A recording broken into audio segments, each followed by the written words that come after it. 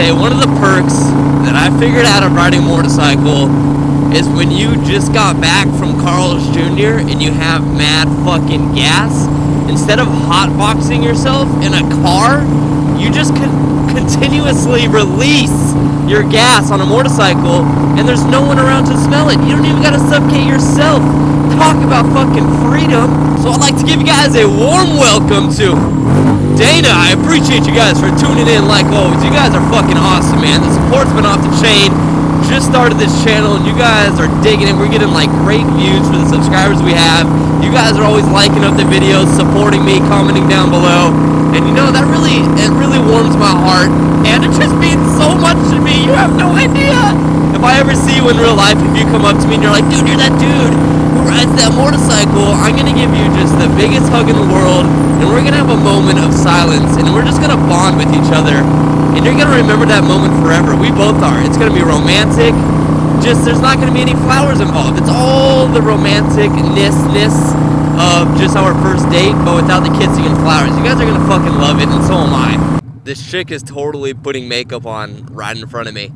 Talk about crazy fucking drivers. That's exactly what we're talking about. You want to know why there's always so many motorcycle accidents? It's because the dinker-dinks who put on makeup while they fucking drive are killing them off. Like, what the fuck, man? I'm scared of this girl right now.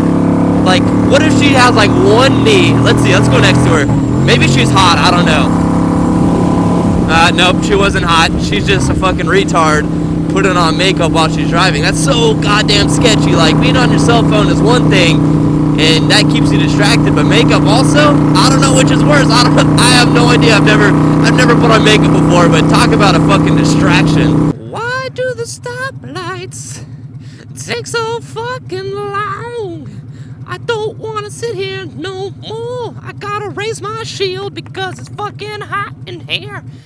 It's not even that hot. It's actually overcast out. I don't even know why I'm singing. I can't fucking sing. I'm not on American Idol. I'm not on X Factor. Shut the fuck up, Dana. Shut up. So I had some comments down below my last video, and I actually had a few private messages on my VroomVroomDana Facebook page, which is fucking awesome. And you guys were asking me on how I record my videos and how I speak so clearly. What I mean by that is, I mean, don't get me wrong, sometimes I got a speech impediment. That's not what I mean by speaking clearly. What I mean by is you can't hear the roar of the engine, like totally just overpowering my voice and the wind noise. And I thought I would just make a little video kind of showing you guys or telling you guys what is up and how exactly I do it, just in case maybe you want to start motovlogging. I mean, I know I just started, but I do have another YouTube channel. I do have some experience before motovlogging with these helmet cams, because I used to use one on my dirt bike all the time. This is the first time I've used the helmet cam with an external mic, and the one I got worked out fucking perfectly. I mean, of course you could buy better mics that are going to be more clear, that make your voice sound maybe not so raspy at points, but for the most part, for the money I spent, it was really easy, and it wasn't that big of a startup fee, which is really awesome, because if you did want to start up doing your own motorcycle vlog channel, it's not going to be as much as, say, if you start your own gaming channel, because, I mean, gaming channel alone, if you did want to start one of those, you got to spend like $200 on a capture card, and I spent less than that for my entire mic setup and helmet cam setup. So I guess I have a little bit of inside knowledge to help you guys out. So what I'm using for a helmet cam is I'm actually using the Drift Ghost helmet cam, which I highly recommend. I mean, you guys can see from the video on screen right now, I only paid $170. Let me say this is the outdated version of the Drift Ghost. There is a new version called the Drift Ghost S, which is gonna, basically you're gonna be able to record your videos at a better quality with higher frames per second. This is good if you wanted to do slow-mo, or if you just wanted an overall better image, because things do tend to pass you pretty quick while you're on a motorcycle. So if you're willing to dish out the extra money, I think this dude wants a fucking race. If you're willing to dish out the extra money, that might be a better purchase for you, because it's going to be a better image. But if you like the image that I'm using the Drift Ghost helmet cam. I'll leave a link down in the description if you're interested in the same one. I believe this helmet cam has been discontinued though, so if I were you, I would act fast, because it might not last as long as you think.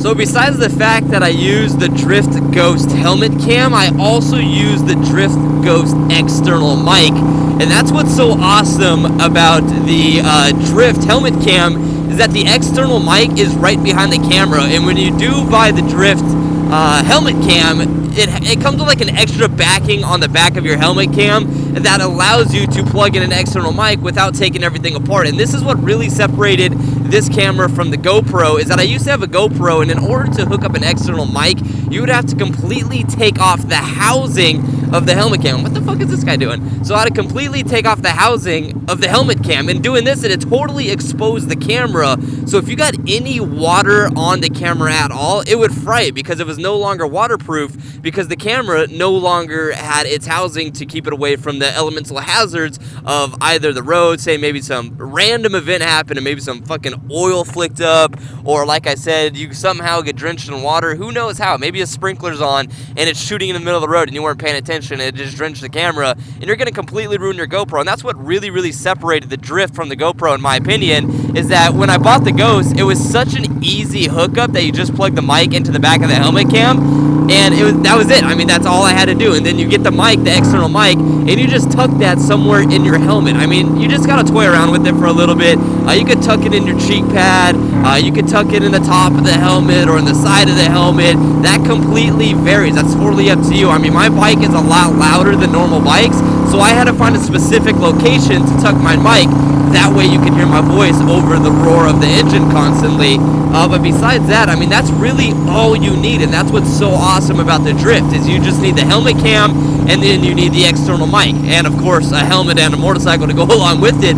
But besides that, that's really all you need, and just basic editing software, because whenever you go into your software to edit your clip, all what you're doing is cutting your clip up. You're saying, okay, I want to cut it here, delete this portion, and then start it from here again, and that's when you need the editing software. So editing software, a helmet cam, and an external mic is really all you need to start doing motovlogs, and it's really awesome. And it's an easy way to not spend a lot of money doing my way, and also getting great quality. I'm not going to say you're getting the best quality on YouTube, like, hey man, if you use exactly as I'm doing, you're going to get 4K, because it doesn't work like that, but it's still a great image and at a fraction of the price.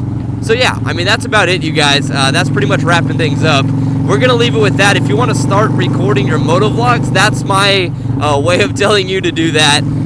So like I said, I'll leave all that stuff down below if you wanted to check it out yourself. I'll leave some external links also. Be sure to subscribe if you're new to Dana.